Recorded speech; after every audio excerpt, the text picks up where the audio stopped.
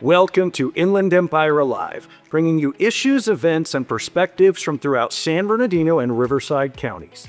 I'm David Brady, and on today's show, I'll welcome Beata Davis, Director of San Bernardino County's Regional Park System, to talk about its thousands of acres of recreational amenities.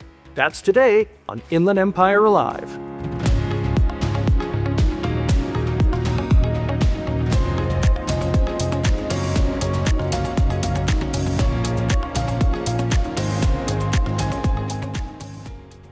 Well, joining me to talk about the great outdoors here in San Bernardino County is Beata Davis, Director of the county's Regional Park System. Beata, welcome to the program. Thank you so much for having me. Well, let's kind of give people an idea of what does the Regional Park System for San Bernardino County encompass? What is the scope of the system? So San Bernardino County has 9 regional parks. We also have 1 natural preserve, and we also look after the Santa Ana River Trail that runs through San Bernardino County as well. And in terms of size, what are we talking? One of the things I was struck by is a reference on your website that the settings of your parks range from metro to mountain to desert, this really wide variety of scenery. Can you talk a little bit about that? Absolutely. From Calco Ghost Town that is out in the desert, that is a historical town that used to be a silver mining city. You go from that type of environment to Lake Gregory Regional Park, which is up on top of a mountain in Crestline with mountains and greenery. Then you go down to the city of Ontario. We have Cucamonga Guasti Regional Park. That is right in the middle of Ontario.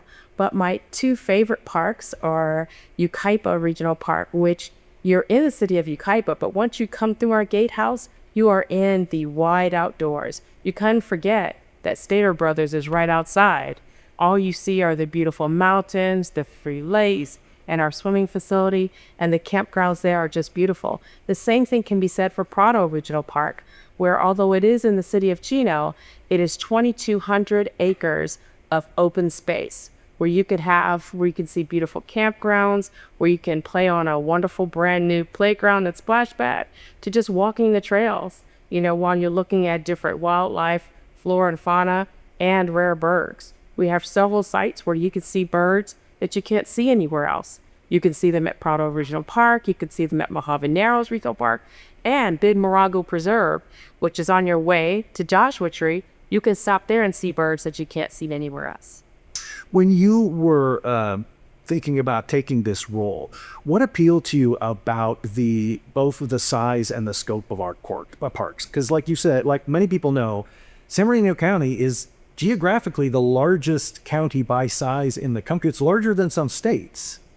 I think what appealed to me the most is the opportunity for people to be able to camp and enjoy the great outdoors near where they live. And San Bernardino County Regional Parks is a little bit different than any other county park system in that we're more like a state park system. There are larger parks. We don't have a lot of athletic fields, but we have the opportunity for you to do things in the great outdoors that you wouldn't think about doing in your neighborhood. You can actually fish, you can boat, you can hike, you can look at wildlife right there. We have all kinds of animals in our parks, from birds, from coyotes. There's even a mountain lion or 2. So be safe. So be safe when you're out there. But there are bears that kind of walk through our parks. And those are things you don't think about when you're thinking about a county park system.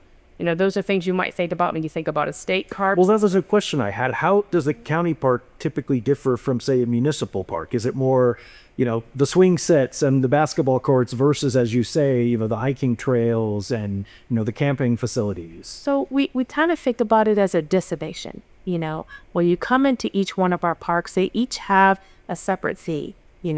For instance, Calco Ghost Town. Was a silver mining town, and a real silver mining town where people lived and they worked in the town for about 20 years, And so when you walk into that town, we have 4 of those buildings that are the original buildings. And then all the other buildings are really made to look like they were from the 1800s. And you can go into each one of the shops, which are themed for what would have been sold back in the 1800s. And then, of course, we have different attractions. We have a train.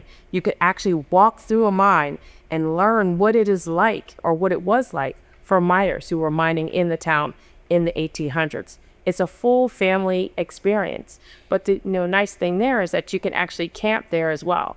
So you can stay in a historical, It's not a theme it's park. not a theme park. It has a lot of historical nature to it. But you can actually sleep there. Oh, my in-laws. My in-laws are there all the time, and my next-door neighbors are there all the time. It's a great time. But at the other parks, they also have slightly different experiences. So at Yucaipa Regional Park, we have 3 beautiful lakes. We have a beautiful campground. We also have one of the best, I would say, group tent campgrounds in the area, where you can stay with a group of your friends, whether it's Boy Scouts, Girl Scouts, or a family reunion, and you could stay overnight in the park and enjoy the trails that are there, enjoy both playgrounds, picnic areas, and then of course we have a lovely swim facility there, and our swim facilities will be open from May through September, so that's from Memorial Day to Labor Day. And the swim facility there, when you look at it, it kind of looks like a beach. We have sand, you kind of can walk in there, and we also have water slides that actually open out into the swim area. So it's a beautiful, beautiful place to be. Well, we will have much more about San Bernardino's regional park system with Beata Davis, its director, right after these messages. Animal Services needs you. Do you love animals and are looking for a way to help the shelter? We have foster and volunteer opportunities year-round. We need foster parents who can advocate for their foster pets' adoption. The shelter has many dogs, cats, kittens, and puppies that could benefit from a foster home. Some animals, especially underage ones like Cole here, require more care than the shelter can provide. Most of the time, they only need a few weeks of TLC before they are ready to be adopted out. For more information, you can visit the Foster tab on www.sbcitypets.org. If you need help selecting a foster pet, email our foster team at fosterpet@sbcity.org. Want to say hi, Cole?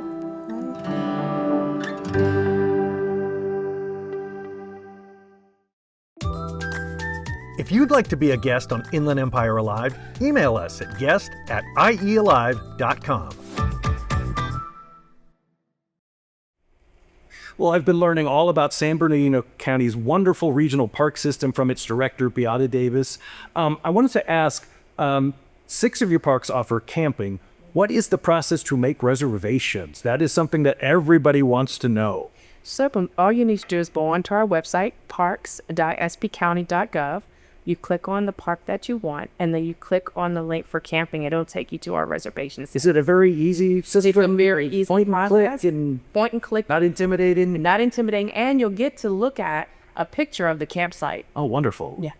I know that because of our wonderful weather here in Southern California, we are blessed with being able to have events year-round. Can you talk about some of the highlights that take place at the parks throughout the year? Some events happen every year. I know some events kind of take place during particular seasons. So we have different events at each one of our parks. At Calico Ghost Town, we have several events. From Calico Days in September, where we celebrate the history of Calico, to Ghost Haunt, which happens in October, the last 2 weekends in October, where we decorate the town and it looks like it is haunted. And at night, it really is haunted, with scares walking around and different activities that are themed for the holiday. But family friendly. But family friendly. More family friendly during the day. Okay, fair enough. We also have Holiday Fest. We have California Days that celebrates the history of the state of California, as well as our Easter celebration. And coming up on Saturday, right before Mother's Day, is our Bluegrass Festival at Calico. But at some of the other parks, we also enjoy our Fish and Wildlife Festival in June at Prado Regional Park. We also have our summer kickoff at Yucaipa Regional Park Memorial Day weekend. So we have different things going on throughout the year at each one of our parks. Is there typically costs involved, or the low cost, minimal cost? Yes, there is a cost. For a lot of these events, it's just an entry fee to get in. And we list those fees on our website. Tell me about your background. Were you the type of kid that was always playing outdoors? I mean, what was your path to this all originate? So yes, I was the type of child that was always playing outdoors, whether it was playing sports, hanging out with my dad, or he's almost always coaching me, whether it was basketball or softball or track. But I actually began in this field as a lifeguard. And I was a lifeguard for a residential camp that was about 50 miles outside of the city of Detroit. but run by the City of Detroit Recreation and Parks. And I started as a lifeguard and just kind of worked my way up there. Worked there beginning in high school and all the way through college. After college, I took a little break and did some work in the social work field. But after doing that for about 8 years or so, my husband and I moved to Maryland, and I obtained a job with Baltimore County Recreation and Parks as a police athletic league recreation center coordinator, and resumed my career in recreation and parks. I worked there for about 14 years, ended as the chief of recreation services there before I came here as the director of regional parks. Well, since we have you, are there any upcoming or ongoing parks projects that you want to let people know about that might have an impact, or things people might want to plan around? Sure, absolutely. First of all, we have a lot of new amenities in our parks. At Glen Helen Regional Park, we finished last year new water slides and a new splash pad. And at that park on the island, we are currently building a new playground, which will have a zip line and be a destination for everyone. At Quado Regional Park, we are also we just finished our playground and splash pad. We are renovating the snack bar, and we're doing some infrastructure repairs in the campgrounds, as well as some new restrooms in our tent campground and our RV campground. We're also building a new sports courts at Prado Regional Park. And at Mojave Narrows Regional Park, we're installing a new barn and corral for our equestrian campers and equestrian users, as well as renovating the snack bar and building a new destination splash pad there. I could go on and on. I know in departments like yours, you're never standing still. It's always either maintaining what exists or planning for the future. Before I let you go, I want to make sure we let people know once again where they can find out about all the wonderful facilities, amenities, and events throughout the county. It is parks.sbcounty.gov. You've got a calendar of events. You've got a list of all the parks. You've got a matrix of all the different amenities. Beata Davis, thank you so much. I want to welcome you back anytime to talk about everything that's new in parks, and thank you for giving your time to the program. Thank you, Adam.